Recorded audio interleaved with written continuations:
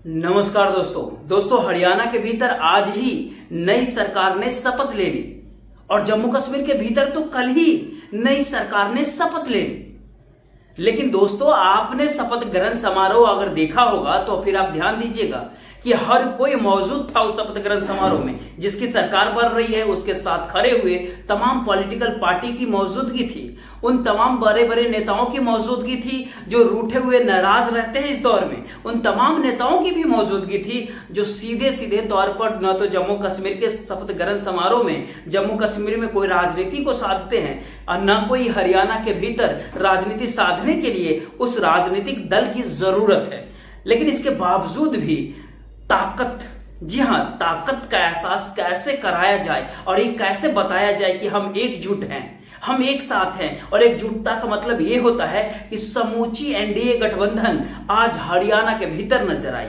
जी हां, जब शपथ ग्रहण समारोह हरियाणा के भीतर चल रहा था तो उसके भीतर हर कोई मौजूद था, न केवल भारतीय जनता पार्टी के तमाम बड़े नेता, बल्कि ये कहे कि एनडीए गठबंधन के भीतर जो सरकार चल रही है उसके भीतर चलाने वाले आप चंद्रबाबू नायडू का भी नाम शामिल कर लीजिए और दिल्ली ने भी तो सरकार चलाने वाले एलजी का नाम भी उसमें शामिल कर लीजिए। उनकी भी मौजूदगी शपथ ग्रहण समारोह के भीतर हरियाणा के अंदर थी।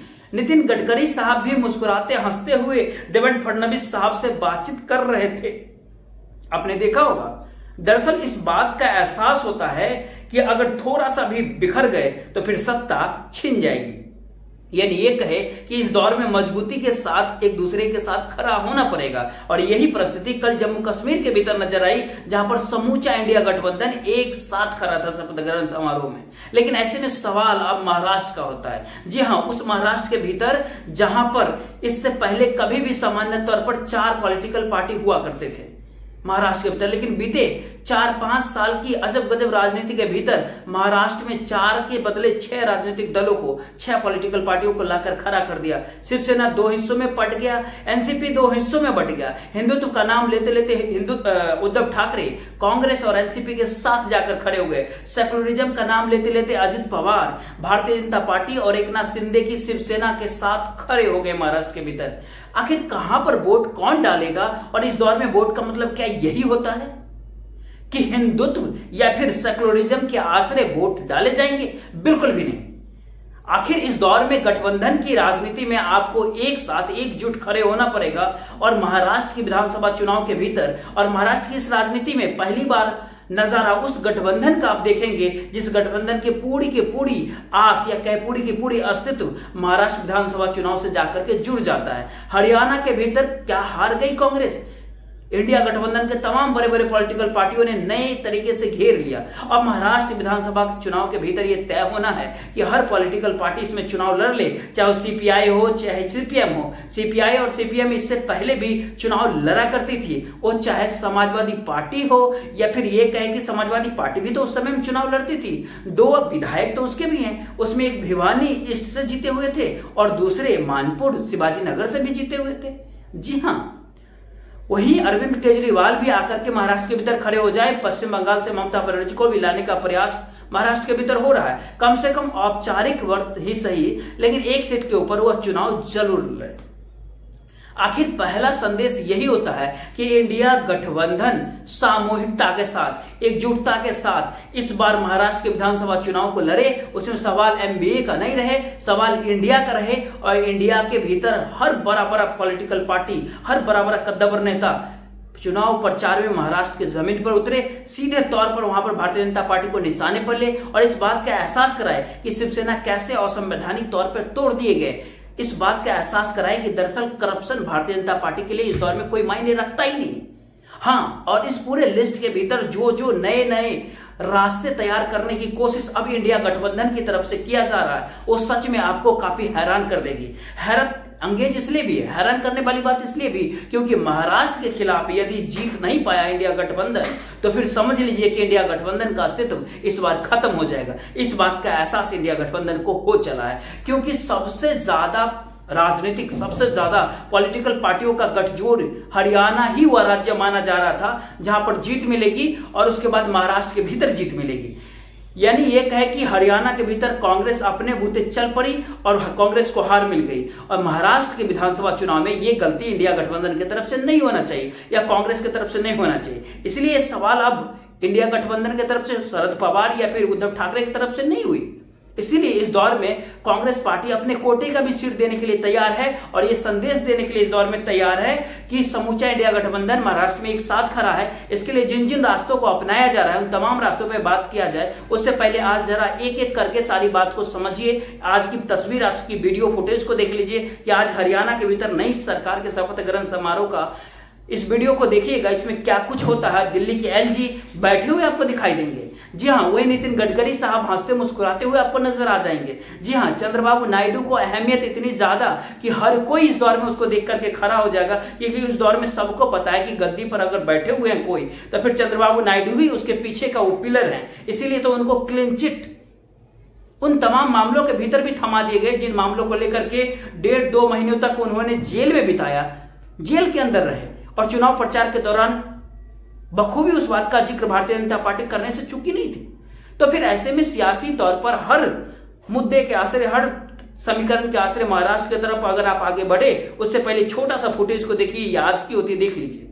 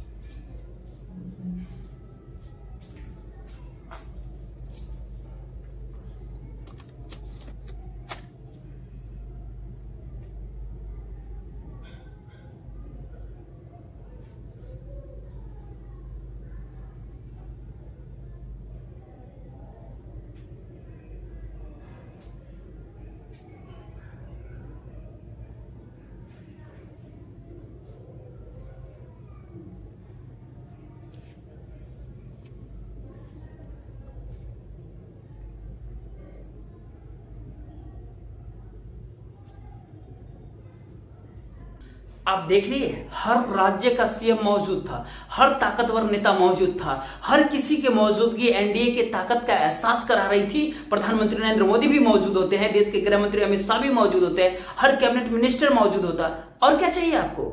जी हाँ, और कुछ घंटे पहले यही परिस्थिति तो कश्मीर के भीतर थी, जब उमर अब्दुल्ला शपथ ले रहे थे मुख्यमंत्री पद के। जम्मू के भीतर राज्य के दर्जा मिला नहीं है, लेकिन सवाल है कि हर किसी को इस बात का एहसास है कि अगर एक साथ इस दौर में नहीं खड़े हुए तो फिर इंडिया गठबंधन, कांग्रेस उनकी राजनीतिक जमीन को छीन लेगी। इसीलिए इस पूरी तस्वीर को भी एक पल के लिए आप देख लीजिए, क्योंकि महाराष्ट्र के 5 रास्तों को पर बात करना शुरू करें, इससे पहले इन छोटी सी तस्वीर को फिर से देख लेने की जरूरत है, जिसके भीतर राहुल गांधी फुसफुसाहट के साथ अखिलेश यादव से बात करते हैं। हर किसी को इस बात का जोश होता है और उस जोश के साथ ये चिंतन मनन भी है कि यह एकजुटता क्या सच में महाराष्ट्र के विधानसभा चुनाव में जीत दिला पाएगी, क्योंकि महाराष्ट्र उत्तर प्रदेश के बाद सबसे बड़ा राज्य है हर दृष्टिकोण से, और हर दृष्टि से भारतीय जनता पार्टी के लिए यह एक अमूल्य कह सकते हैं राज्य भी है भारतीय जनता पार्टी के लिए, जहां पर गुजरात वर्सेस महाराष्ट्र की परिस्थितियां हैं, कॉर्पोरेट की भीतियां भी जाकर समा जाती है,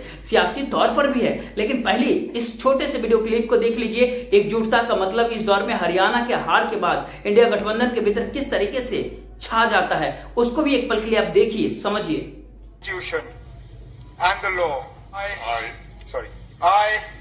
Which shall be brought under my consideration or shall become known to me as Chief Minister for the Union Territory of Jammu and Kashmir, except as may be required for the due discharge of my duties as such Minister.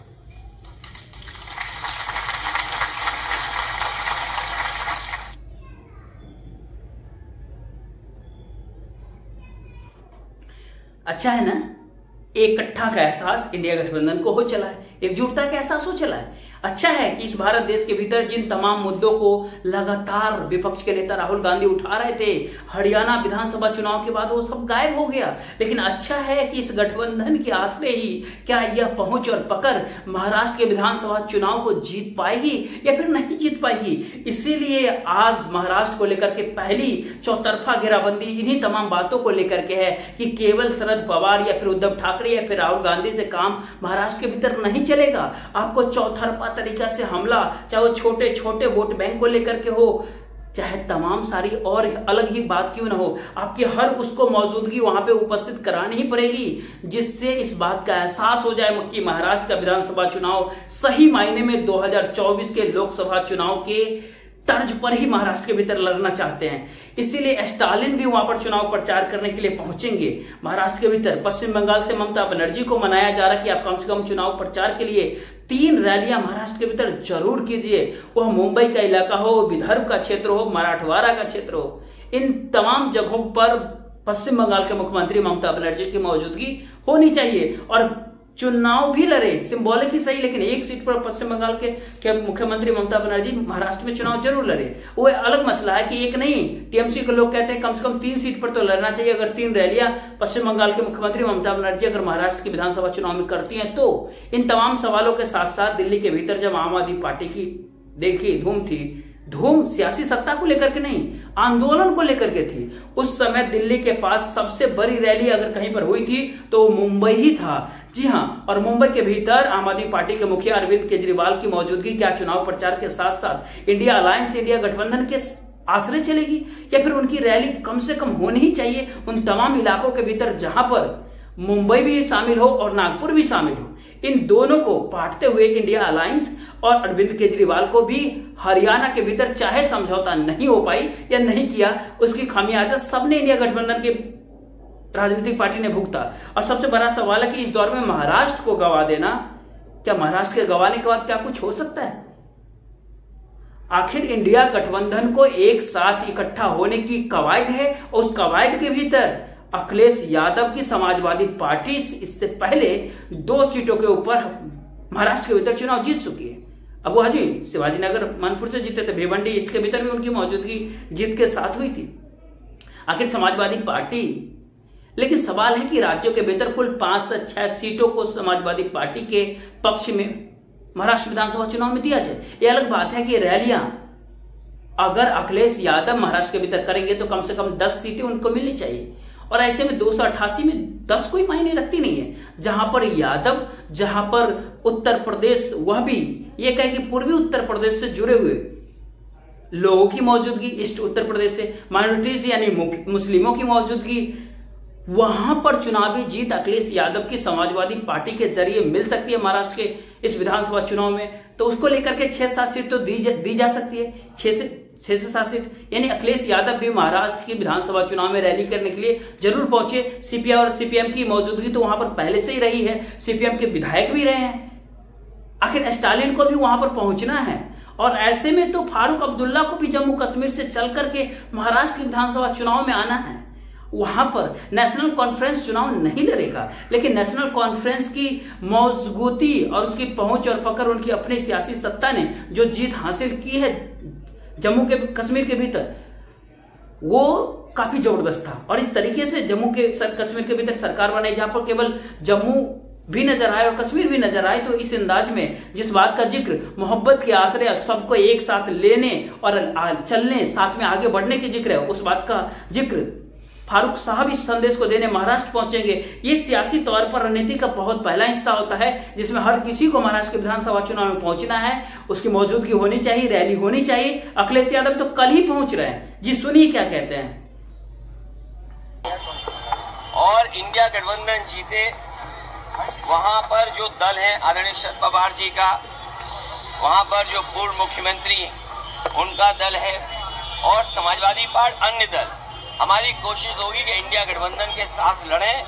सीटें मांगी हैं और हमें उम्मीद है कि जहां हमारे 2 विधायक थे और हमें सीटें भी ज्यादा देंगे और हम पूरी मजबूती के साथ एक संदेश होता है कि कम से कम 6-7 सीटें अखिलेश यादव चाहते हैं महाराष्ट्र के विधानसभा चुनाव में अपनी पैर को फैलाने के लिए, और इंडिया गठबंधन के भीतर एक प्रमुख स्तंभ के तौर पर जब उनकी मौजूदगी उत्तर प्रदेश की जीत के साथ हो चली है 2024 के लोकसभा चुनाव में, और ऐसे में उत्तर प्रदेश के बहुत तेरे लोगों की मौजूदगी महाराष्ट्र के विधानसभा चुनाव में दिखेगा, और मुंबई शहर है वहां पर, तो फिर ऐसे में समाजवादी पार्टी को कम से कम आधे दर्जन सीट तो महाराष्ट्र के इस चुनाव में चाहिए। लेकिन वहीं पे एक दूसरा विकल्प होता है कि वो तमाम छोटी छोटी राजनीतिक पार्टियां जिनकी मौजूदगी 1 विधायक, 2 विधायक, 3 विधायक तक रहती है, और जो इससे पहले इंडिपेंडेंट भी थे, क्या उनको इस दौर में साथ लाया जा सकता है? ये दूसरा विकल्प होता है, दूसरा रास्ता होता है इंडिया गठबंधन के भीतर का। इसके दायरे में बहुजन विकास अघाड़ी भी आएगा, उसके 3 एमएलए हैं, जितेंद्र ठाकुर की पार्टी होती है, जो इसी तरीके से प्रकाश अंबेडकर के ऊपर भी नजर होती है, तो वो विदर्भ के क्षेत्र में भंडारा तमाम सारी चीजें होती है, और उनकी उस इलाके में मौजूदगी है, तब क्या ऐसे में उनको भी साथ लाया जाए? सीपीएम और सीपीआई तो है ही पहले से, उसको भी साथ इसमें करना है। स्वाभिमानी पार्टी, उसको भी साथ जोड़ लेना है। राष्ट्रीय समाज पार्टी, उनको भी साथ लेकर के आना है। महाराष्ट्र जन स्वराज शक्ति पार्टी, इनके भी 1 एमएलए हैं। इससे पहले जिनके भी नाम इससे पहले आपको बताए, सभी के 1-1 एमएलए हैं महाराष्ट्र के भीतर। भारतीय एक शिवकारी पार्टी, उनके भी 1 एमएलए हैं। इंडिपेंडेंट है, हालांकि 13 एमएलए है महाराष्ट्र के विधानसभा के अंदर। ये अलग सवाल है कि इतने सारे छोटे छोटे पॉलिटिकल पार्टी महाराष्ट्र के भीतर वोटों को इकट्ठा करेंगे, वोटों को बांटेंगे, तमाम सारी चीजें होगी। अगर वो नहीं हुआ या फिर वो हुआ, तो ये संदेश, ये रास्ता, ये दूसरा होता है इंडिया गठबंधन के भीतर का, कि पहले इंडिया के तमाम चेहरों को अगर महाराष्ट्र पहुंचाइए, महाराष्ट्र लाइए, सीट देकर के उनको चुनाव लड़वाइए, और दूसरा पहलू होता है कि जो भी इस दौर में छोटे छोटे पॉलिटिकल पार्टी है, उनको एक साथ एकजुट करना ही पड़ेगा इस महाराष्ट्र के विधानसभा चुनाव में, उसके बगैर आपका काम नहीं चल पाएगा। एक अगला रास्ता होता है, वहीं पर एक अगला विकल्प ये भी होता है, और काफी महत्वपूर्ण और काफी उलझा सुलझा भी होता है, क्योंकि जाट वोट बैंक के आश्रय जो गड़बड़ी जाट वर्सेस बाकी 35 बिरादरी की हरियाणा के विधानसभा चुनाव के भीतर हो गई, क्या ऐसी ही गलती महाराष्ट्र के विधानसभा चुनाव के भीतर मराठा वोट बैंक के आश्रय तो नहीं हो जाएगी महाराष्ट्र के अंदर, या फिर धनकर के आश्रय तो नहीं हो जाएगी, जगदीप धनकर? ये 2 अलग अलग सवाल नहीं, बल्कि एक है कि जातियों के समीकरण को इस दौर में कैसे साधा जाए महाराष्ट्र के इस चुनाव में, यह अगला रास्ता होता है। वो इस बार इंडिया गठबंधन को तैयार करना पड़ेगा महाराष्ट्र के भीतर। इस रास्ते के आगे उसके सामने आरक्षण का मुद्दा होता है। आरक्षण के मुद्दे में मराठा का होना, मराठा आरक्षण चाहते हैं, और ओबीसी को लगता है कि उसके हिस्से की आरक्षण छिन जाएगा, चला जाएगा, कुछ और बढ़ जाएगा, तो फिर उसके हिस्से में वो फायदा नहीं मिल पाएगा। इसीलिए मौजूदा वक्त में मराठा वर्सेस ओबीसी करने की स्थिति में अगर भारतीय जनता पार्टी महाराष्ट्र के भीतर कामयाब हो जाती है, तो ओबीसी वोट बैंक एक झटके में भारतीय जनता पार्टी के साथ चला जाएगा। तो ऐसे में इस तरीके से मैनेज आपको करना पड़ेगा कि मराठा और ओबीसी महाराष्ट्र के भीतर दोनों साथ में कैसे खड़ा हो, और एक ही पॉलिटिकल पार्टी के साथ कैसे खड़ा हो, उम्मीदवारों के आश्रय, उनकी डिमांड के आश्रय, उनके तमाम सारे मुद्दों के आश्रय, उनके बारे में सामाजिक न्याय, सामाजिक परिस्थितियों, अपने नए नए डिजाइन में अलग अलग मैनिफेस्टो के जरिए किया जाए। क्योंकि इस परिस्थिति में धनगर समाज जो है वो अभी आदिवासी के कैटेगरी, और आदिवासी इस बात का विरोध करते हैं। और इस दौर में ध्यान देने वाली बात है कि पिछले दिन वहां पर जो डिप्टी स्पीकर नरगरे, जो वो मंत्रालय की 3री मंजिल से कूद करके ट्रैवल होते हैं, वो कूद जाते हैं। इस तमाम सारे सवाल महाराष्ट्र के भीतर इसलिए उलझा रहा है कि धनकर की मौजूदगी भी ओबीसी के भीतर 9% होती है, और वो आदिवासी का एक चाहते हैं, आदिवासी का मान्यता चाहते हैं। यानी ये कहे कि आरक्षण के जरिए मराठा और आदिवासी के भीतर धनगर साहब की आने की स्थिति में यह एक नया सवाल इस दौर में इसलिए भी होता है क्योंकि इसी के साथ जो पुराने तमाम सारे सवाल होते हैं वो सब एक झटके में गायब हो गए। इससे पहले हिंदुत्व का आसरा था, सेकुलरिज्म का जिक्र होता है, अब तमाम सारी चीजें वो एक झटके में ही गायब हो गई। तो वहीं दूसरी परिस्थिति जातीय आरक्षण और जातीय समीकरणों को साधने की है, ये अलग एक रास्ता होता है। जी हाँ, वहीं पर एक और रास्ता होता है कि शायद एक उलझन भरा थोड़ा सा रास्ता होता है, लेकिन ये रास्ता, ये विकल्प इसलिए भी इस दौर में काफी महत्वपूर्ण होगा क्योंकि एक तरफ शिवसेना से निकल करके उद्धव ठाकरे महाराष्ट्र के भीतर बिल्कुल नए समीकरणों के साथ इस बार पहली बार महाराष्ट्र के चुनाव मैदान के अंदर उतरेंगे।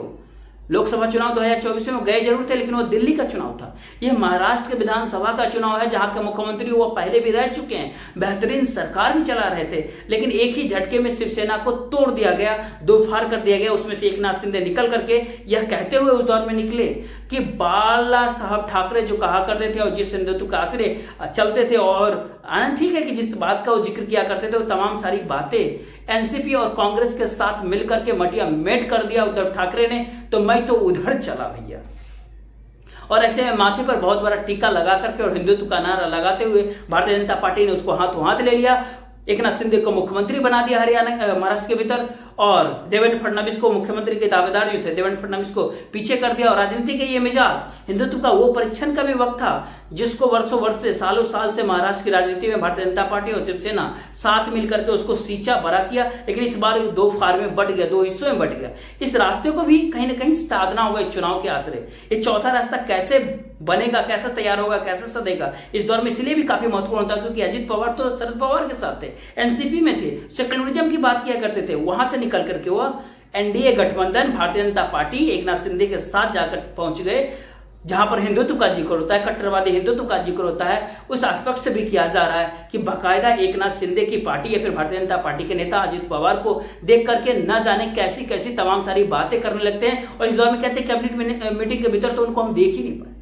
उन तमाम सारे बातों को बताने की आपको जरूरत नहीं आज के दौर में, लेकिन कहीं ना कहीं वोटरों के मन में, वहां के तमाम सारे वोटरों के मन में यह सवाल तो उठ ही सकता है कि आखिरकार महाराष्ट्र के भीतर अजित पवार कहां पर है इस चुनाव के अंदर। अगर महाराष्ट्र पवार सेक्युलरिज्म है, भारतीय जनता पार्टी सेक्युलरिज्म और एकनाथ शिंदे का तमाम, यानी ये तमाम सारे सवाल उद्धव ठाकरे को लेकर के और एनसीपी और कांग्रेस के वोटरों के भीतर भी चल रहा है। हालांकि तमाम सारी बातें उद्धव ठाकरे मलहम पट्टी लगाया, धरावी का इलाका, मुस्लिम बहुल इलाके के भीतर हो, भिवंडी के एरिया में जाना हो, उनकी रैलियां हो, तमाम महाराष्ट्र के तमाम जगहों पर काफी मशक्कत की गई है। लेकिन सवाल तो ये होता है कि दूसरी तरफ मदरसा के भीतर पढ़ाने वाले लोगों को 10,000 रुपये ज्यादा वेतन कर देना, 10,000 रुपये वेतन बढ़ा देने का जिक्र तो एकनाथ शिंदे ने किया। तो अगर वो हिंदुत्व का चादर ओढ़े हुए थे तो फिर एक ही झटके में उनको मदरसा क्यों याद आ गया महाराष्ट्र के इस चुनाव को लेकर के? यानी ये कहे कि पहली बार जो महाराष्ट्र के भीतर ऐसा चुनाव हो रहा है जिसके अंदर वोट जो है उसको भी समझना और तय करना कि वह वोट ट्रांसफर उसका किन के साथ होना है या फिर नहीं होना है। और इन्हीं तमाम सारे बातों से निकला हुआ है ये सारे रास्ते। आखिरी में एक बात और है कि तमाम सारे बातों के बीच एक बात समझ लीजिए कि महाराष्ट्र के भीतर इस बार वोटिंग किसी को हराने या जिताने के लिए नहीं होगी, वोटिंग किसको सत्ता में लाना है, कौन सत्ताधारी बनेगा, इसीलिए महाराष्ट्र के विधानसभा चुनाव में इस बार वोटिंग होनी है। यह अंतिम रास्ता जो है सबसे बड़ा और सबसे कठिन रास्ता है, और इसीलिए भी काफी बड़ा रास्ता होता है क्योंकि पहली बार महाराष्ट्र के विधानसभा चुनाव के मद्देनजर जो 6 पॉलिटिकल पार्टियां हैं उसमें से 4 नेता ऐसे हैं जो शीर्ष पर होते हैं। 4 राजनीतिक पार्टियों का चारों मुख्यमंत्री रह चुके हैं। शरद पवार 28 साल की उम्र में महाराष्ट्र के मुख्यमंत्री बन गए थे, तब वो कांग्रेस छोड़ करके आए थे, वहां पर उन्होंने झटका दे दिया था, मुख्यमंत्री महाराष्ट्र के बन गए। उद्धव ठाकरे एक ही झटके में, भारतीय जनता पार्टी ने उनको मुख्यमंत्री नहीं बनाया, उन्होंने भारतीय जनता पार्टी को झटका दे दिया और यहां खड़े होकर के वो मुख्यमंत्री बन गए। एकनाथ शिंदे एक ही झटके में शिवसेना को दो फार करके, शिवसेना को झटका दे करके भारतीय जनता पार्टी के साथ हाथ मिला के मुख्यमंत्री बन गए। देवेंद्र फडणवीस वर्षों बाद एक मुख्यमंत्री मिला जिसने 5 साल का टर्म पूरा किया, लेकिन वही दूसरे टर्म की जब बात आई तो उनको मुख्यमंत्री पद नहीं दिया गया, उनको डिप्टी सीएम उप मुख्यमंत्री महाराष्ट्र का बनाया गया, वो भी एकनाथ शिंदे के अंदर। और एकनाथ शिंदे की राजनीतिक कद, और ध्यान दीजिएगा देवेंद्र फडणवीस साहब का कद, दोनों में जमीन आसमान का फर्क होता है, लेकिन फिर भी देवेंद्र फडणवीस साहब ने इस बात से समझौता कर लिया महाराष्ट्र के भीतर। लेकिन देवेंद्र फडणवीस के भरोसे भारतीय जनता पार्टी महाराष्ट्र के भीतर इस बार चुनाव नहीं जीत सकती है। वहीं पर एकनाथ शिंदे के आश्रय शिवसेना एकनाथ शिंदे की इस चुनाव नहीं जीत सकती है महाराष्ट्र के भीतर। उद्धव ठाकरे का आश्रय शिवसेना, उद्धव ठाकरे की शिवसेना चुनाव महाराष्ट्र में नहीं जीत सकती है, वो खुद के बलबूते। वहीं पर शरद पवार अपने बूते एनसीपी को सत्ता में नहीं ला सकते महाराष्ट्र के भीतर, आज जिसके पास कोई चेहरा ही नहीं है, जी हां, और जिसकी अपनी राजनीतिक पकड़ पहचान जो तमाम नेताओं के आश्रय चलती थी वो इस दौर में है ही नहीं, और वो है कांग्रेस। और कांग्रेस के पास कोई चेहरा नहीं है, केवल एक पॉलिटिकल पार्टी है, और केंद्र के भीतर या फिर सेंट्रल लेवल पे विपक्ष के नेता के तौर पर राहुल गांधी की मौजूदगी होती है, और एक चेहरा डिप्टी सीएम के तौर पर रहे कौन? ध्यान ही होगा आपको, पवार साहब, अजित पवार साहब का भी है। यानी ये कहे कि 4 मुख्यमंत्री है, एक उप मुख्यमंत्री है, जो 4 मुख्यमंत्री रह चुके हैं, और 6 राजनीतिक पार्टियां हैं महाराष्ट्र के भीतर, और किसी के भीतर दम नहीं है कि वो अपने बूते महाराष्ट्र की सत्ता में आ जाए। तो ऐसे में गठबंधन की राजनीति को साधने की परिस्थिति में आखिर किस चेहरे का कहां पर प्रयोग, कहां पर इस्तेमाल, कैसे होना है, कैसे करना है, ये तमाम सारे सवाल इंडिया गठबंधन के भीतर भी होता है। पश्चिमी महाराष्ट्र के भीतर शरद पवार की मौजूदगी, इस दौर में मुंबई के भीतर में उद्धव ठाकरे की मौजूदगी, वही विदर्भ और मराठवाड़ा के इलाके में कांग्रेस की राजनीति, क्या इंडिया अलायंस को, इंडिया गठबंधन को सत्ता तक महाराष्ट्र के अंदर पहुंचा देगी? हालांकि आप ये कहेंगे कि कोंकण में उद्धव ठाकरे को ले लीजिए, वो उत्तर महाराष्ट्र के हिस्से में भी तीनों को इकट्ठा करके मिला करके ले लीजिए, शामिल करके ले लीजिए, लेकिन अलग अलग खांचों में ये चौथा, पांचवा, छठा रास्ता भी तैयार करना होगा, क्योंकि सामने एकनाथ शिंदे की वह सरकार है जो 1,500 रुपये महीना बीते 3-4 महीनों से लगातार बांट रही है 2 करोड़ महिलाओं को महाराष्ट्र के राज्यों में। युवाओं को इस दौर में भत्ता दिया जा रहा है और तमाम सारी सुविधाओं का क्रम पार होता है। जातियों के समीकरण के आश्रय तमाम सारी चीजें अपनी जगह पर होती है, लेकिन इन तमाम रास्तों के आश्रय इंडिया गठबंधन, इंडिया अलायंस को महाराष्ट्र के चुनाव को फतह करने हैं, उस किले पर, जिस महाराष्ट्र के किले को गंवाने की स्थिति में भारतीय जनता पार्टी कतई नहीं है। तो ऐसे में ये अंतिम सवाल भारतीय जनता पार्टी से जुड़ा हुआ कहीं ना कहीं है, क्योंकि इस दौर में इंडिया गठबंधन के पास मौजूदा समय में वह कौन सा कॉर्पोरेट है जो पैसा का दाव लगाने के लिए इंडिया गठबंधन के साथ खड़ा होगा? शायद इस दौर में कोई भी नहीं होगा। और कॉर्पोरेट का वह कौन सा कॉर्पोरेट हिस्सा बनेगा जो भारतीय जनता पार्टी के साथ ना जाए या एकनाथ शिंदे सरकार के साथ महाराष्ट्र में ना जाए? इस दौर में कोई भी नहीं होगा, सभी भारतीय जनता पार्टी एनडीए के साथ ही खड़ा होगा। यानी लड़ाई उस पूंजी के पर भी है जिस पूंजी पर पूरी तरीके से कब्जा एनडीए गठबंधन का होता है, यूं कहे भारतीय जनता पार्टी का होता है। अब वहां पर महायुति और महाआघाड़ी के शब्दों में मत आप जाइए, ये पूरी लड़ाई होती है महाराष्ट्र के इस विधानसभा चुनाव में उस वर्चस्व की, उस ताकत की, जिस ताकत के आश्रय महाराष्ट्र के भीतर उस राजनीति को बीते करीब 10 सालों के भीतर तमाम सारे खाद पानी डाला गया, जिसके आश्रय भारत देश के भीतर इकोनॉमिक पॉलिसी के भीतर भी कॉर्पोरेट का खुला नेक्सस देश के भीतर नजर आता है। और उन तमाम कॉर्पोरेट की पूंजीपति अगर एक झटके में महाराष्ट्र के अंदर सिमट जाती है और वो कहीं ना कहीं गुजरात को भी कहीं ना कहीं प्रभावित करती है, फिर ये कहे कि गुजरात भी कहीं ना कहीं महाराष्ट्र से प्रभावित होता है, तो इस दौर में ये संदेश बहुत साफ है कि महाराष्ट्र की विधानसभा चुनाव इंडिया गठबंधन की उस राजनीति की, उस सियासत की दिशा में आगे बढ़ चली है जिसका महक अब इंडिया गठबंधन को महक लग चुकी है। अगर वो अलग चलक पड़े तो फिर महाराष्ट्र के विधानसभा चुनाव के बाद इंडिया अलायंस, इंडिया गठबंधन फूट जाएगा, बिखर जाएगा, टूट जाएगा, उसका हाथ खाली रहेगा। कांग्रेस के लिए समझना है और इसीलिए कांग्रेस इस दौर में हर गठबंधन की मौजूदगी महाराष्ट्र के विधानसभा चुनाव में चाहती है। एकजुटता का एहसास, एकजुटता का कहने भविष्य की राजनीति के भीतर और भविष्य की राजनीति को देखते हुए महाराष्ट्र के विधानसभा चुनाव इंडिया गठबंधन के लिए सबसे महत्वपूर्ण इस दौर में हो चला है और सब किसी की किस्मत कहे उसी दाव पर जाकर के अटकी हुई है जहां पर महाराष्ट्र विधानसभा चुनाव का बेसात खुद प्रधानमंत्री नरेंद्र मोदी और देश के गृह मंत्री अमित शाह, जो आज चंडीगढ़ के भीतर बैठक करके भी बिछा रहे थे और दिल्ली के भीतर बैठ करके गृह मंत्रालय के सीढ़ियों पर चलते समय इस बात का आपको एहसास हो जाएगा कि देश के गृह मंत्री अमित शाह की पूरी नजर, पूरी ध्यान और उनके टेबल के ऊपर तमाम सारे फाइलों के भीतर महाराष्ट्र के तमाम सारे समीकरण क्यों इधर उधर रेंग रहे हैं। और इस दौर में उसके ऊपर सिंधमारी करने की ताकत इस दौर में इंडिया गठबंधन में है या फिर नहीं है, या फिर इंडिया गठबंधन इस दौर में मान करके चल रही है कि भावुकता के आश्रय, इमोशनैलिटी के आश्रय उनकी पार्टियों को तोड़ा गया, उनको सत्ता से बेदखल कर दिया गया, तो फिर महाराष्ट्र की जनता उनके साथ खड़ी हो जाएगी। तो फिर ऐसे में इस भारत देश के भीतर में कौन किसके साथ कब कैसे खड़े होकर के चुनाव को पलट सकता है, ये हरियाणा के इस विधानसभा चुनाव की परिणाम आपको साफ साफ बता रहा होगा। देखते रहिए, ध्यान दीजिए, इंतजार कीजिए, आप भी इंतजार कीजिए, हम भी इंतजार करते हैं। इन तमाम बातों के भीतर रणनीति बनने कहीं न कहीं शुरू हो गई है महाराष्ट्र विधानसभा चुनाव को लेकर के, इसलिए अखिलेश यादव कल महाराष्ट्र पहुंच रहे हैं। जय हिंद, जय भारत।